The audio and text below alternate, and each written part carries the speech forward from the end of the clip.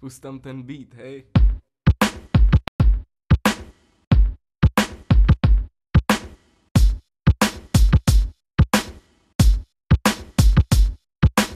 Umění je pana, na kterou se musí něžně, nemůžeš na ní skočit a řádit jako běžně, ale plno je těch, kteří ustratili svou čest a zlatou horečkou v umění nechali se svést. Hombou za pokladem znásilňují tuhle krásu tím, že produkují sračky jako na běžícím pásu. Zalívají uši hlasem vábným jako siréna, ale na ty, co je prokouknou, působí hůř než migréna. Amorální čin vytvářet umění pro prachy, měnit styl podle kurzu a tím vyrýžovat hrachy. Tak taky dělat se to dá, až dýma z blbých lidí všechno, co to dá.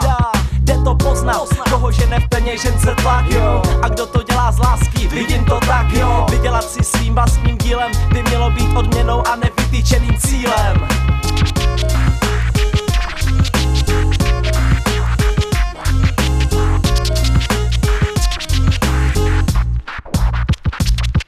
Nechápavě kroutím hlavou, když vidím, co se děje, kam tahle konzumní civilizace spěje. Je jedno z nejpravděpodobnějších míst, kam většina slepě kráčí, kam snaží se vlízt. A my cítíme se být jiní než jsou oni, ti, co mají k umění podobný vztah jako sloní. Kdyby bylo muzeum umění uplynulých let, patřil by tam stejně hip-hop jako vše sokolský sled.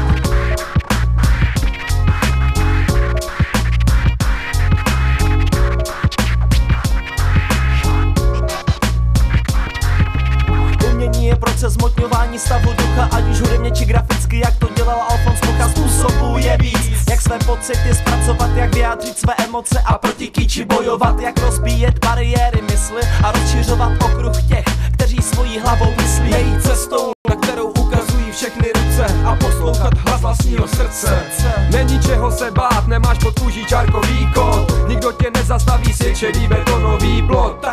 Tak to nebude jistě, možná všude kolem, jo, ale ne na tomhle místě. Prostor pro kreativitu duše má každý z nás, i neandrtále z buše. Oficiální umění ale určuje dav, kdyby dav to chtěl, tak králem zvířat bude páv. Nic neuděláš tím, pokud nebudeš chtít po svém žít, jestli nebudeš sílu mít, postavit se a po svých jít. Sem tam někdo z davu vystrčí ruku ven, protože jiný seš, chce tě srazit na zem. Tak odoláváme jejich tlaku, my všichni, co pomáháme potopenému vraku, dostat se zpátky na hladinu a nahnat do plachet nový vítr. A je nám vážně jedno, jak nás bere people meter.